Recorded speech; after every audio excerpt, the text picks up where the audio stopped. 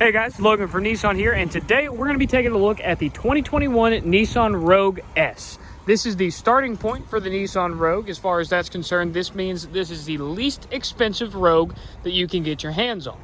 This Rogue is equipped with a 2.5 liter four-cylinder engine, making 181 horsepower and 181 foot-pound of torque, just like every other Rogue in the model year lineup for 21. And this guy, being the starting point, is really, truly the value package. It has everything going for it, and it's got a ton of equipment and features.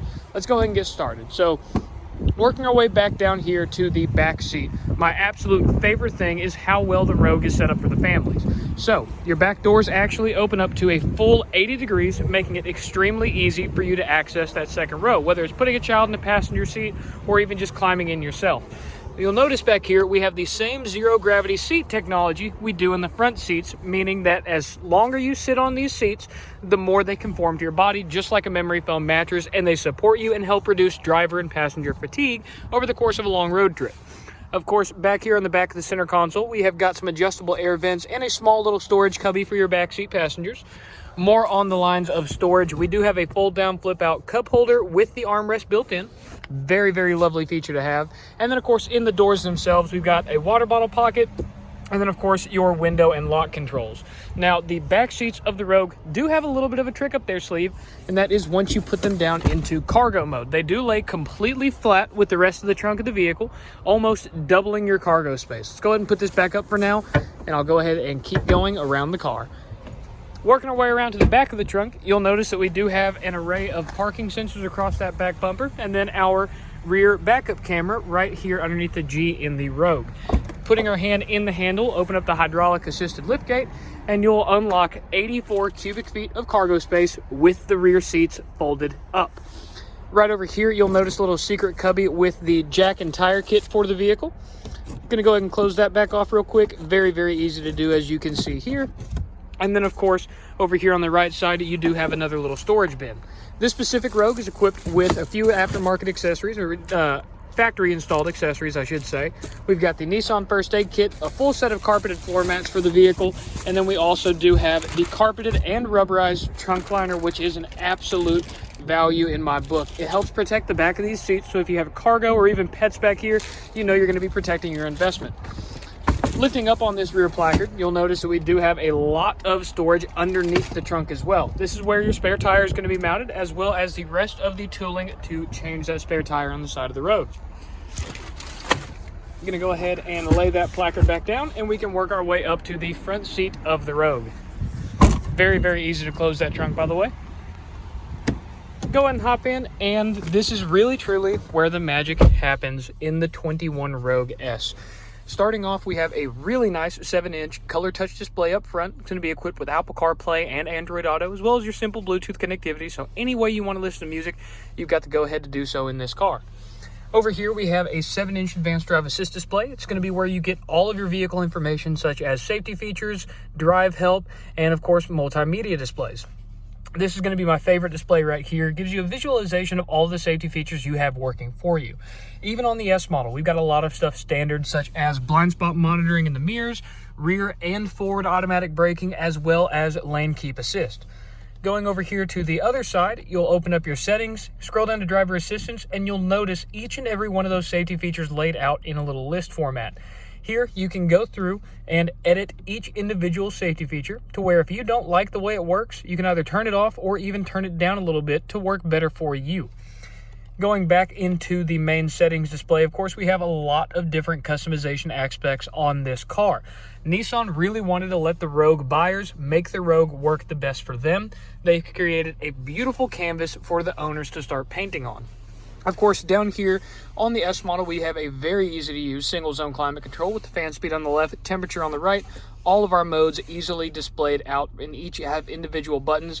So the ease of use factor on the S model Rogue is bar none. Going down a little bit further, we've got a couple USB ports for your Apple CarPlay and Android Auto connectivity, as well as a 12-volt power supply right down there. Onto the electronic shift knob. This is one of the most major turning points for the Rogue for 2021, going from the mechanical shift lever in the 2020 and previous year models Rogues. This shift knob has opened up a lot of possibility in the world of Nissan, which is why the Pathfinder has started using it as well. And I'd be willing to bet that a lot of Nissans in the near future are going to have this shift knob. If you'll notice, underneath the transmission tunnel, we have a ton of storage room, and that is solely thanks to this shift knob right here. It is very easy to get along with once you spend a little bit of time with it, but just with anything new, it's going to have a slight learning curve. All you have to do is make sure your foot is on the brake. Your hand kind of rests naturally on top on that button right there. Foot on the brake, push forward. You have the gear indicator light to go into reverse, as well as the backup camera to let you know that you have successfully shifted into reverse. Going back down here to the gear shift, if you want to go into neutral, you simply hold it in the rearward position for 1/2 click for about 2 seconds. And then going into drive, you pull it all the way rearward. Now, this car does also have paddle shifters on the back of this steering wheel. The way you activate those is by pulling this rearward one more time. Nothing's going to change down here, but you do have a gear indicator on your advanced drive assist display. So as I go from auto to manual mode, you'll notice it goes from D to 1 and back and forth. Once you're actually in manual mode, you can then start driving around and using these paddle shifters, and you will unlock 8 different speed ranges, just like having an 8-speed automatic transmission, but you get a little bit more control over the gear ratios of the CVT transmission. Moving back down over here, clicking the P on top will go into park, and you can see our gear indicator for that gear has lit up right there if I can get a better angle on it. And it's just very, very easy to use this shifter. Once you, like I said, spend a little bit of time with it, it becomes muscle memory, just like any gear shift in any car. Moving down further a little bit more is going to be our electronic parking brake and auto hold, as well as our drive mode selector.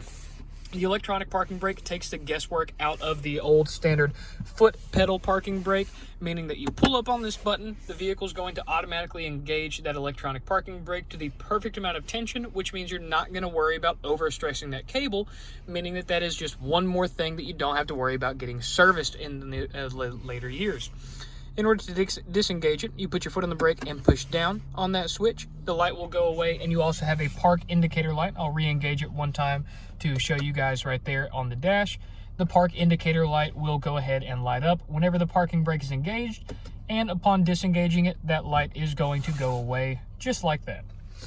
The auto hold is a great feature to have. I do have to be driving the vehicle to show that off, but it does hold the brakes for you. It's going to be an indefinite hold until you let off the brake and touch the gas pedal.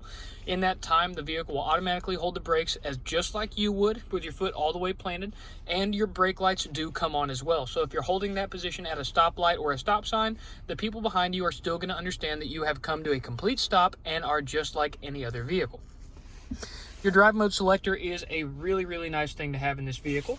Take another look at the advanced drive assist displays. I toggle through these. You have your Sport, Standard, and Eco, just like most vehicles.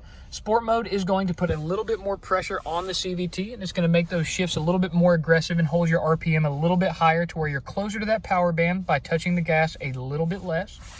Going down into standard mode is going to be the roguiest rogue experience of them all. This is how Nissan intended the vehicle to be driven. It will not only offer the smoothest drive, but it will also offer the most comfortable ride while delivering the most accurate horsepower and fuel economy ratings as to what Nissan has recommended. Scrolling down one more to Eco, this is my favorite drive mode. I love saving money on fuel, and this helps me do that. Eco mode in a Nissan is not your typical Eco mode in every other manufacturer. Not only do we detune the engine for Eco mode to where you're physically using less gas as you drive, we've also paired the climate control to that as well, meaning not only are you using less fuel, you're using a little bit less work on the AC compressor, which is paired into your engine, meaning that uses less fuel as well. While you're in Eco mode, the vehicle won't even feel sluggish. You'll just notice that there is not as much pickup. We've revised the horsepower for 2021 up to 181 horsepower from the previous generation's 175, so we can take a little bit of a loss on Eco mode for this one, and it works so well. With that being said, just like every other new vehicle, you've got a lot of controls on the steering wheel as well. All multimedia on the left, all on the right is all going to be cruise control. And then, of course, your headlight stalks are pretty much bog standard. You've got the rear wiper control over here, as well as the front variable intermittent wipers, and then of course automatic LEDs on the front of this vehicle with high beam assist right there on the end, meaning the vehicle can let you hold the brights on at all times. The vehicle will then go down to your low beams whenever another vehicle is approaching, and then resume your brights once that vehicle passes.